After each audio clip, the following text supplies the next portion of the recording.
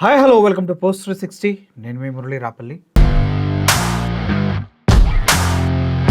మనిషికి చదువు జ్ఞానాన్ని నేర్పాలి, తల్లిదండ్రులు పద్ధతిని నేర్పాలి, ఎలా మాట్లాడాలో నేర్పాలి. పెంపకం సరిగ్గా లేకపోవడం వల్ల తెలియదు, లేదంటే నేను ఒక రిపోర్టర్నన్నా బలుపుతోనో తెలియదు, ఎదుటివారిని మానసికంగా, శారీరకంగా అంటే ఫిజికల్గా డీగ్రేడ్ చేస్తూ మాట్లాడుతూ ఉంటారు కొంతమంది.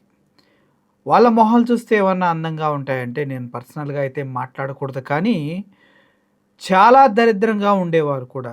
ఎందుకంటే దేవుడిచ్చినటువంటి ఆకారాన్ని నేనెప్పుడు కూడా ఒక వ్యక్తిని గురించి తప్పుగా మాట్లాడను. అంటిల్ అండ్ అన్‌లెస్ వారు ఇంకొక వ్యక్తి గురించి మాట్లాడితే తప్పించి. సో, మొన్న తమిళ నటుడు రంగనాథ్, మీ అందరికీ తెలుసు. 'బుజ్జి కన్నా చిట్టి నాన్న' అంటూ ఓ మంచి మంచి మూవీస్ చేస్తూ డైరెక్టర్‌గా, ఆర్టిస్ట్‌గా మంచి పేరు తెచ్చుకొని ముందుకు వెళ్తూ ఉన్నారు. అటువంటి వ్యక్తిని ఒక రిపోర్టర్ ఇష్టం వచ్చినట్టుగా మాట్లాడింది. అంటే "నువ్వు హీరో మెటీరియలా?" అని అడిగింది. అప్పుడు ఆయన వెంటనే అడగాల్సింది, "నువ్వసలు ఈ గ్రహానికి చెందిన దానివేనా?" అని ఆయన కూడా సమాధానం ఇస్తే చాలా బావుండేది. ఎందుకంటే మనం అప్పుడప్పుడు ఏరియా 51లో అక్కడ ఇక్కడ ఏలియన్స్ అవి ఇవి ఉంటాయంటారు. కానీ దగ్గర నుంచి చూస్తే ఎలా ఉంటుందో ఒక పూర్తి అనుభూతి కావాలంటే ఆ రిపోర్టర్‌ని చూస్తే సరిపోతుంది అంటూ మాట్లాడుకుంటూ ఉన్నారు చాలామంది. ఎందుకంటే ఒక వ్యక్తి పర్సనాలిటీని కేవలం ఆకారాన్ని బట్టి డిసైడ్ చేయటం అనేది కుసంస్కారం, బుద్ధిహీనత. ఒక నీలో ఉన్నటువంటి అంధత్వాన్ని, అందం అనేది సర్వస్వాన్ని ఫీల్ అయ్యే చాలామందికి ఒక చేతకాని చెత్త ఫిలాసఫీ అనమాట. అటువంటిది ఈవిడ రంగనాథ్ గురించి అలా మాట్లాడిన తర్వాత చాలా మందికి ఆయన పైన సింపతి వచ్చింది. ఈవిడ పైన చిరాకు, అసహ్యం వచ్చింది. ఈవిడేదో ఎం9 అనే ఒక యూట్యూబ్ ఛానల్‌కి చేస్తదంట. నిజంగా చెప్పాలంటే తార్ రోడ్డు ఎందుకులెండి లేడీస్ కదా! తార్ రోడ్డు మనిషి మీద నుంచి ఎళ్తే ఎలా ఉంటదో అలా ఉన్నారావిడ. అటువంటి వ్యక్తి ఒక వ్యక్తిని పర్సనల్‌గా అటాక్ చేయటం, తన పర్సనాలిటీ గురించి మాట్లాడటం, నువ్వు హీరోయిన్ మెటీరియల్ కాదు అని చెప్పటం వెనక నువ్వు అసల ఏ గ్రహాంతర వాసివి అని ఆయన అడగలేకపోవటం. అది ఆయన సంస్కారం అనుకోండి. ఇప్పుడు చాలామంది ఈ విషయం గురించి చర్చించుకుంటున్న తరుణంలో రంగనాథ్ ఒక ఛానల్‌కి ఇచ్చినటువంటి ఇంటర్వ్యూలో మాట్లాడుతూ, "నిన్ను ఇలా అంటున్నారు కదా! హీరో మెటీరియల్ కాదు అని అంటున్నారు కదా!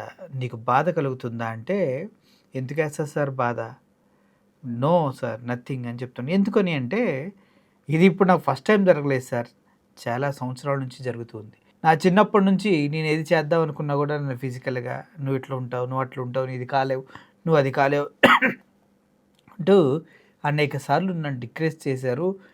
నన్ను అండర్ ఎస్టిమేట్ చేశారు. అంతేకాదు ఇలా మొహాలు గబ్బుగా ఉండి, గబ్బు మాటలు మాట్లాడినోళ్ళు చాలామందున్నారు. అటువంటియన్నీ నేను ఫేస్ చేశాను కాబట్టి, ఇది నాకంత అనిపించట్లేదు అన్నాడు. అయినప్పటికి కూడా ఆయన ఇంకో మాట కూడా క్లియర్‌గా చెప్పారు. "సార్, కొత్త చొక్కా కొనుక్కుంటే దానిపైన ఒక మరక పడితే, అయ్యో! కొత్త చొక్కా పాడైపోయిందే అనుకుంటారు. కానీ నేను పుట్టినప్పటి నుంచి నా కొత్త జీవితం నేను ప్రతిసారి స్టార్ట్ చేద్దామన్నప్పుడు ప్రతిసారి మరకలు పడుతూ ఉన్నాయి. ఇప్పుడు ఆ కొత్త చొక్కా లాంటి నా జీవితం అన్ని మరకలతో నిండిపోయింది. ఇప్పుడు ఎక్కడ చూసినా మరకలే, ఇంక నేను పట్టించుకుంటానా?" ఇటువంటి దరిద్రమైనటువంటి భావజాలం కలిగినటువంటి వాళ్ళు రిపోర్టర్ అవ్వడమే సిగ్గుసేటు. వాళ్ళని చెప్పుతో కొట్టాలి అనే విధంగా ఆయన మాటలతోనే చెప్పులా కొట్టిపడేశారు. గతంలో ఒక వ్యక్తి ఉండేవాడు. వాడు కూడా ఇష్టం వచ్చినట్టు మాట్లాడుతూ ఉండేవారు. ఇప్పుడు ఈవిడ ఒక ఆవిడ వచ్చింది. ఈవిడ కూడా ఇష్టం వచ్చినట్టు మాట్లాడుతుంది. కొద్దిగా కూడా ఈవిడకి దేవుడు జ్ఞానం పెట్టలేదు. కనీసం మొహం చూసి నిద్రపోతావా అంటే అది కూడా అసాధ్యం. ఎందుకంటే అంతా కొని నువ్వు చాలా ప్రపంచ సుందరి రేంజ్‌లో ఉండి నువ్వు మాట్లాడితే ఓకే.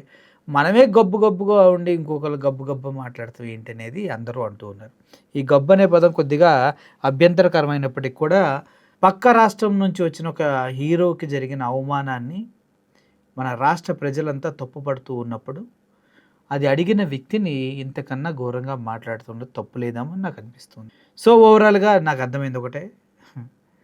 పెంచిన పెంపకం, చదివిన చదువు మనిషి ఫిజిక్‌ని బట్టి, పర్సనాలిటీని బట్టి వారికున్న టాలెంట్‌ని అంచనా వేస్తూ, నువ్వు దీనికి సరిపోవు, దానికి సరిపోవు అనే కుసంస్కారులు ఇంకా కోహానాగాళ్ళు ఈ భూమి మీద సిగ్గు లేకుండా బ్రతికే ఉన్నారన్నది మాత్రం వాస్తవం. దీన్ని ప్రతి ఒక్కరు ఖండించాలి. టాలెంట్ ఎవడబ్బా సొత్తు కాదు.